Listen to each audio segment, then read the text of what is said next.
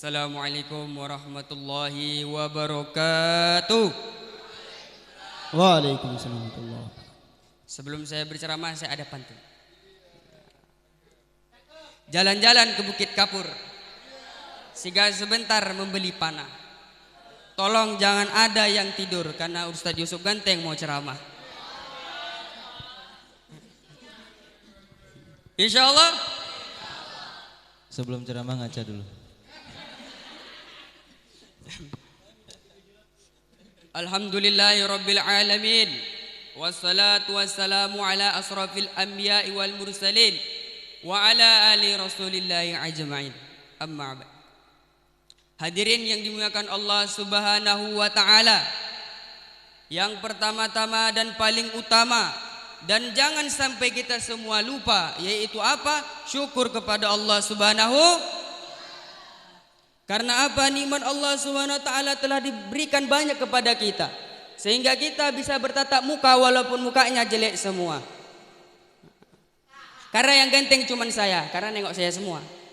Sama ustaz-ustaznya ganteng. Nanti habis ini malah ini. Hadirin yang akan Allah Subhanahu wa taala. Allah Subhanahu wa taala memberikan nikmat rambut yang mana manusia agak tampak imut. Kemudian Allah SWT memberikan janggut sehingga apabila orang memelihara janggut mendapat pahala. Kemudian Allah SWT menciptakan bulu dada yang mana lelaki bisa menjadi gagah perkasa. Kemudian Allah SWT menciptakan lagi di bawahnya bulu dada, yaitu bulu jempol yang mana ditarik rasanya sakit sampai ke kepala. Hadirin yang akan Allah SWT, ini nikmatnya Allah SWT tanpa kita sadari. Hadirin yang akan Allah SWT. Hadirin yang akan Allah SWT, bagaimana cara mensyukurinya? Yaitu takwa kepada Allah SWT. Takut kepada Allah SWT, takut bermaksiat kepada Allah SWT, takut akan api nerakanya Allah SWT. Maka bagi siapa yang di sini merasa sudah kebal, tahan api, boleh dites.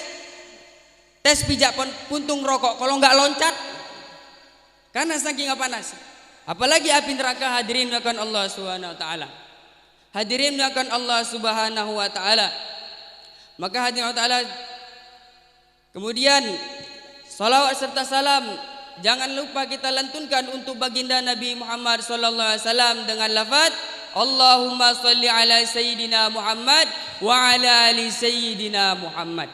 Yang mana berkat beliaulah kita bisa merasakan kehidupan yang terang benderang sekarang. Yang mana dulu zamannya naik onta, sekarang sudah banyak orang pakai Honda.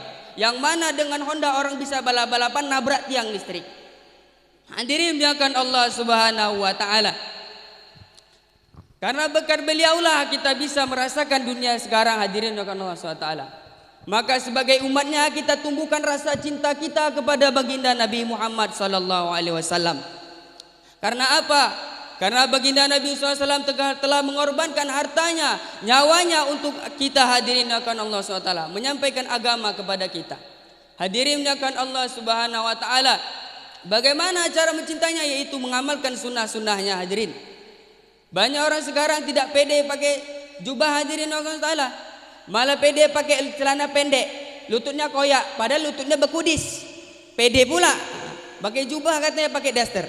Maka hadirin akan Allah SWT, inilah umat akhir zaman. Hadirin akan Allah SWT, malu mengamalkan sunnahnya baginda Nabi SAW. Padahal mengamalkan sunnah baginda Nabi SAW akan bersama Nabi Muhammad SAW. Karena apa? Man ahya sunnati faqad ahabbani wa man ahabbani kana ma'aya fil jannah. Barang siapa yang menghidupkan sunnahku, maka sungguh dia telah cinta kepadaku. Barang siapa yang cinta kepadaku, maka bersamaku di dalam surga. Maka hadirin akan Allah SWT, bagaimana kita pede? Hadirin akan Allah SWT. Maka kita ini sebagai santri-santrinya yang belajar warisan Rasulullah sallallahu alaihi wasallam, kita berjuangkan sunnahnya baginda Nabi Muhammad sallallahu alaihi wasallam. Maka kalau kita pakai sorban bilang syekh amin, karena itu didoakan untuk kita. Karena perkataan orang kita anggap doa, maka itu akan mudah-mudahan dikabulkan Allah Subhanahu wa taala. Maka hadirin akan Allah Subhanahu wa taala, Nabi Muhammad SAW memiliki jasad yang kuat, badan yang tegap, wajah yang tampan. Hadirin akan Allah SWT. Namun tidak itu yang dipuji oleh Allah Subhanahu wa taala. Tapi apa akhlaknya baginda Nabi sallallahu alaihi wasallam. Karena akhlaknya baginda Nabi sallallahu alaihi wasallam sangatlah sempurna, hadirin akan Allah Subhanahu wa taala. Walaupun beliau dizalimi, disakiti, beliau tidak menyimpan dendam, hadirin akan Allah Subhanahu wa taala. Hadirin akan Allah Subhanahu wa taala, suatu ketika Nabi SAW ingin berangkat ke masjid, maka Nabi SAW diludahi. Nabi SAW enggak marah. Kita jalan ke jeding, ih ludah siapa lah ini? Apa enggak nengok-nengok dia ludah dulu? Hadirin akan Allah SWT, itu kita hadirin akan Allah SWT. Langsung kita sumpahi, oh busuklah mulutnya nih. Busuk, enggak usah gigi dia. Hadirin akan Allah SWT, itu kita hadirin akan Allah SWT. Seandainya Nabi seperti kita sikit-sikit menyumpah orang, maka umatnya habis kena sumpah semua. Hadirin akan Allah SWT. Maka hadirin akan Allah Subhanahu wa taala, baginda Nabi SAW setiap hari diludahi. Maka suatu ketika Nabi SAW lewat lagi, kok enggak ada diludahi lagi. Heran, kecari-carian. Kalau kita enggak, matilah ini orangnya nih, wes, mampus lah kau. Kalau Nabi enggak nyari, mana orang nih, kerinduan. Kalau kita apa? Kita sumpahi, bau kali mulutnya, enak-enak kali ngeludah-ngeludah kita. Maka hadirin akan Allah Taala, itulah Nabi. Maka Nabi SAW pulang ke rumah, nanya, pertama Nabi SAW nanya kepada tetangganya, kemana orang yang sering ngeludahi saya? Dia sakit. Maka Nabi SAW pulang ke rumah, naik kepada anaknya, wahai anakku, apakah ada sedikit kurma di rumah? Maka anaknya menjawab, ada. Maka suruh diambilkan sedikit. Langsung Nabi SAW menjenguk orang yang sering meludahi Nabi SAW. Dijenguk. Kalau kita apa? Ditumbuk. Hadirin akan Allah, itu Nabi, hadirin akan Allah, saking sempurnanya akhlaknya. Beliau SAW sangatlah hikmah. Maka Nabi SAW ketika menjenguknya, maka orang yang sakit tadi kaget, tersentuh hatinya hingga dia masuk Islam. Maka hadirin akan Allah SWT, begitulah pentingnya akhlak kita kepada orang. Apabila akhlak kita baik, maka kita akan menjadi asbab hidayah. Hadirin akan Allah SWT, mari sama-sama kita perbaiki akhlak kita. Hadirin akan Allah SWT, hadirin akan Allah Subhanahu wa taala. Nabi memiliki tenaga yang kuat. Maka suatu ketika Nabi SAW diajak gulat terhadap orang kafir. Apabila Nabi SAW bisa mengalahkan orang kafir tersebut, maka orang kafir tadi akan masuk Islam. Maka dilawan oleh Nabi SAW, dibanting, gak nyerah juga, dibanting lagi, gak nyerah juga, dibanting ketiga kali langsung nyerah, langsung dia masuk Islam. Nabi SAW kuat, maka kita harus jadi pemuda yang kuat. Harus cinta kepada Nabi, cinta pada Nabi yang kuat. Bagaimana cinta kita ini bisa kuat? Yaitu banyak solawat. Hadirin akan Allah SWT. Hadirin akan Allah SWT. Nabi SAW memiliki jasad yang kuat. Hadirin akan Allah SWT. Maka hadirin akan Allah Subhanahu wa taala, tanda cinta kita kepada Nabi, hadirin akan Allah SWT, yaitu apa? Kita memuliakan orang yang mengambil warisannya baginda Nabi SAW, yaitu siapa? Para ulama. Hadirin akan Allah SWT. Maka kita sedia mengkhidmat kepada para ulama. Hadirin akan Allah SWT.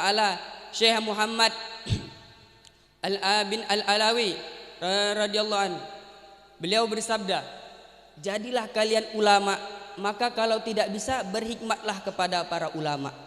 Maka kalau tidak bisa juga cintailah ulama.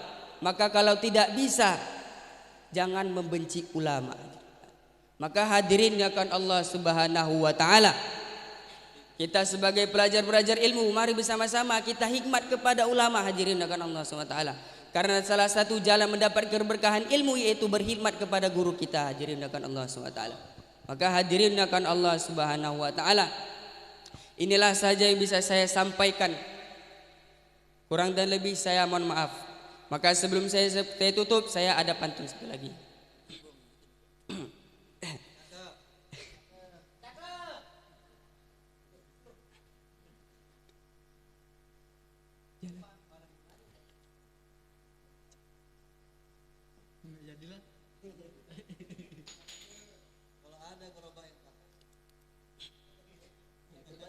Ikan sepat, ikan gabus, itu sama-sama ikan. Saya di sini rasanya mampus, jantung saya deg-degan. Wabillahi taufiq wal hidayah. Wassalamualaikum warahmatullahi wabarakatuh.